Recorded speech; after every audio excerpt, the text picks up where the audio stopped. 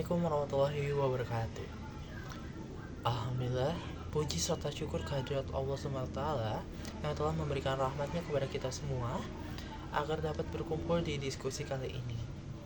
Baik teman-teman, untuk sesi pertama yaitu pembukaan. Untuk melancarkan diskusi kali ini, marilah kita mengucapkan basmalah bersama-sama. Bismillahirrahmanirrahim. Selanjutnya, yaitu kami akan menjelaskan 9 materi yang telah kami susun dalam acara diskusi kali ini. Materi pertama akan dijelaskan oleh saya sendiri. Baik, materi pertama yaitu tentang definisi distribusi pendapatan dan kemiskinan.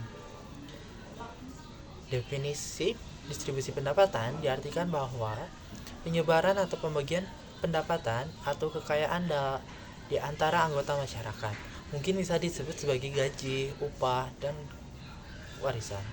Untuk dalam keluarga pasti disebut dalam warisan. Apalagi dalam sebuah pekerjaan atau perdagangan disebut upah dan pendapatan. Lalu, definisi tentang kemiskinan yang didefinisikan oleh Derajat Kuncoro dalam tahun 2003 dijelaskan bahwa kemiskinan adalah ketidakmampuannya manusia untuk hidup seminimal mungkin yang dapat dihitung dalam konsumsinya. Baik, selanjutnya yaitu dampak ketidakmerataan pendapatan dan tujuan distribusi pendapatan yang akan dibacakan oleh teman saya, yaitu Mariati. Waktu dan tempat dipersilakan. Baik, untuk materi selanjutnya adalah tujuan distribusi pendapatan. Tujuan distribusi pendapatan yang pertama yaitu meningkatnya taraf hidup masyarakat menjadi lebih baik, naiknya kehidupan masyarakat di suatu wilayah dengan memenuhi kebutuhan yang sebelumnya. Yang kedua yaitu memberikan hak dan keadilan bagi setiap warga negara. Hak yang melekat pada diri manusia di dalam kedudukannya sebagai anggota atau warga di suatu negara. Yang ketiga yaitu menghindarkan diri dari risiko kriminalitas, khususnya perampokan dan penipuan. Agar pendapatan masyarakat lebih baik, maka kita sebagai warga negara harus menghindari tindakan kriminalitas tersebut. Dan yang terakhir yaitu menumbuhkan rasa solidaritas dan sosial yang tinggi antar lapisan masyarakat, yaitu dengan menumbuhkan solidaritas, maka solidaritas tersebut akan semakin kuat sehingga nantinya akan terbentuk kehidupan masyarakat yang lebih baik. Materi selanjutnya yaitu dampak ketidakmerataan pendapatan. Dampak ketidakmerataan pendapatan dapat menyebabkan atau memperburuk kemiskinan melalui beberapa mekanisme dan dampak yang terkait. Ketidakmerataan pendapatan bukan hanya masalah sosial, akan tetapi memiliki dampak yang serius pada kemiskinan dan ketidaksetaraan dalam masyarakat. Upaya untuk mengatasi masalah ketidakmerataan pendapatan juga membantu mengurangi tingkat kemiskinan dan meningkatkan kesejahteraan masyarakat menjadi lebih baik. Selanjutnya yaitu faktor yang mempengaruhi distribusi pendapatan yang akan dibacakan oleh teman kami, yaitu Siska Nurhayati. Waktu dan tempat dipersilakan. Baik, pembahasan yang selanjutnya yaitu tentang faktor-faktor yang mempengaruhi distribusi pendapatan. Ada beberapa hal penting yang perlu dipahami. Yang pertama yaitu ada pemerataan pembangunan. Pemerataan pembangunan di berbagai wilayah memiliki dampak yang sangat besar. Artinya, ketika pembangunan memiliki peluang ekonomi tersebar merata, kemungkinan pendapatan juga akan jauh lebih merata di seluruh wilayah. Yang kedua yaitu ada pertumbuhan penduduk. Pertumbuhan penduduk juga sangat amat berperan. Ketika jumlah penduduk suatu wilayah bertumbuh dengan cepat, dapat mempengaruhi bagaimana pendapatan distribusi. Hal ini berkaitan dengan tingkat penawaran kerja dan peluang pekerjaan. Yang ketiga yaitu ada nilai tukar mata uang. Nilai tukar mata uang adalah faktor yang sangat sering sekali diabaikan. Perubahan nilai tukar mata uang bisa mempengaruhi daya beli penduduk dan juga perdagangan internasional yang berdampak pada distribusi pendapatan. Dan yang terakhir yaitu ada kebijakan pemerintah. Kebijakan pemerintah sangat signifikan. Kebijakan ekonomi seperti pajak, subsidi bisa mempengaruhi sejauh mana sih pendapatan terdistribusi secara merata. Maka sangat amat penting untuk memahami peran pemerintah dalam mengatur distribusi pendapatan. Terima kasih. Adapun materi selanjutnya tentang faktor penyebab kemiskinan, dampak kemiskinan, kemiskinan saat ini, solusi mengatasi kemiskinan yang akan dibahas oleh Risma Ayu. Waktu dan tempat kami persilahkan. Baik, terima kasih kepada moderator. Materi selanjutnya yang akan saya bahas adalah terkait faktor yang menyebabkan ataupun memperburuk kemiskinan. Nah, yang pertama ada pengangguran. Ketidaktersediaan pekerjaan ataupun pekerjaan yang rendah gaji adalah penyebab umum kemiskinan. Yang kedua ada pendidikan rendah. Kurangnya akses atau kualitas pendidikan dapat membuat seseorang memiliki keterampilan yang terbatas, dan itu yang menyebabkan pekerjaan yang rendah gaji. Yang ketiga adalah kesehatan buruk. Nah, biaya perawatan kesehatan yang tinggi atau akses yang terbatas dapat memperburuk kondisi dan produktivitas seseorang. Yang keempat ada ketidaksetaraan ekonomi. Nah, tingginya ketidaksetaraan dalam distribusi pendapatan dan kekayaan dalam masyarakat dapat meningkatkan kemiskinan. Yang kelima adalah diskriminasi. Diskriminasi berdasarkan jenis kelamin, ras, agama, ataupun asal-usul sosial dapat membatasi peluang ekonomi seseorang. Yang keenam, faktor sosial dan budaya. Norma sosial dan budaya tertentu dapat menghambat mobilitas ekonomi dan pendidikan. Yang ketujuh, lingkungan dan geografis. Nah, ada lingkungan yang tidak mendukung seperti daerah yang rentan terkena bencana alam dapat meningkatkan risiko kemiskinan. 8. Kebijakan publik. Kebijakan pemerintah yang tidak efektif ataupun tidak adil itu dapat memperburuk kemiskinan. Yang ke-9, krisis ekonomi. Krisis ekonomi global ataupun nasional itu dapat meningkat tajam dalam jumlah orang yang hidup dalam kemiskinan. Yang terakhir adalah kebijakan perusahaan. Praktik bisnis yang tidak etis seperti pemecatan massal ataupun gaji yang sangat rendah itu dapat memengaruhi kondisi ekonomi para pekerja. Materi selanjutnya adalah dampak kemiskinan. Ada beberapa dampak yang terjadi akibat dari kemiskinan, diantaranya yang pertama meningkatnya kriminalitas. Hal ini disebabkan karena masyarakat miskin cenderung ingin memenuhi kebutuhan pokoknya dengan menggunakan berbagai cara termasuk kriminalitas. Nah, bisa pencurian, perampokan, atau bahkan sampai dengan pembunuhan. Yang kedua adalah meningkatnya angka kematian. Masyarakat miskin yang kesulitan untuk memenuhi kebutuhan pokoknya juga akan kesulitan untuk mendapatkan akses kesehatan yang memadai bagi dirinya maupun bagi keluarganya. Nah, akses kesehatan yang sulit itu yang menyebabkan angka kematian meningkat, terutama angka kematian masyarakat miskin. Yang ketiga adalah akses mendapatkan pendidikan tertutup. Nah, masyarakat miskin akan kesulitan untuk membayar biaya pendidikan yang tinggi. Hal tersebut akan menutup akses masyarakat miskin dalam mendapatkan pendidikan, sehingga akses pendidikan yang tertutup dapat memperparah kemiskinan di suatu negara ataupun di suatu daerah. Keempat adalah angka pengangguran meningkat. Nah, tadi kan masyarakat miskin akan kesusahan untuk mendapatkan pendidikan yang layak. Nah, hal itu dapat menyebabkan si masyarakat tersebut kesulitan dalam bersaing untuk mendapatkan pekerjaan. Nah, hal ini adalah salah satu pemicu dari meningkatnya angka pengangguran. Terakhir adalah konflik di masyarakat akan bermunculan.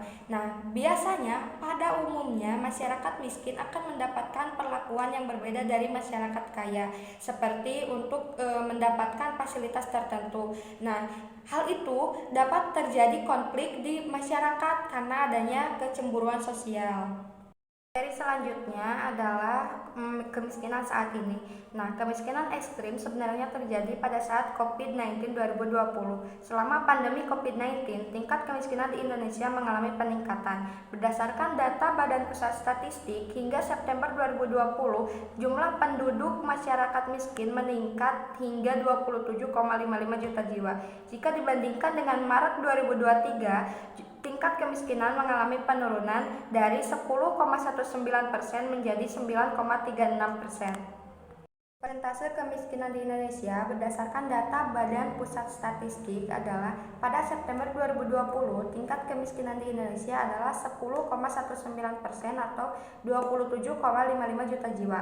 Nah, pada September 2021 mengalami penurunan sekitar 0,48% menjadi 9,71% atau 26,5 juta jiwa. Nah, pada September 2022 mengalami penurunan 0,14% menjadi 9,57% atau 26,36 juta jiwa. Nah, pada Maret 2023 mengalami penurunan 0,21% menjadi 9,36% atau sekitar 25,9 juta jiwa. Materi selanjutnya adalah solusi kemiskinan. Nah, ada beberapa solusi yang telah diimplementasikan oleh pemerintah dalam mengatasi ataupun mengurangi kemiskinan. Di antaranya yang pertama, program bantuan sosial atau bansos, seperti program Keluarga Harapan ataupun program sembako murah. Nah, yang kedua ada pendidikan, seperti program Kartu Indonesia Pintar dan program siswa miskin atau BSM. Yang ketiga adalah kesehatan, seperti program JKN, Jaminan Kesehatan Nasional, dan yang keempat pemberdayaan ekonomi, seperti PNPM atau Program Nasional Pemberdayaan Masyarakat Mandiri dan Dana Desa. Yang kelima, infrastruktur dan transportasi. Pengembangan infrastruktur dan transportasi akan membuka akses kerja, terutama di daerah terpencil. Nah, yang keenam, pengentasan pengangguran. Pemerintah menciptakan program pelatihan keterampilan dan penempatan kerja.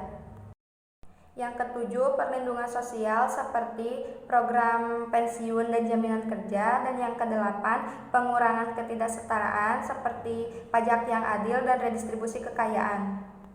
Kesembilan, pemberdayaan perempuan melalui pendidikan, pelatihan, dan dukungan kewirausahaan. Yang terakhir adalah menetapkan kebijakan anti korupsi. Terima kasih. Selanjutnya, materi terakhir yaitu program pemerintahan yang akan dibahas oleh teman kami yaitu Siska. Waktu dan tempat kami persilakan.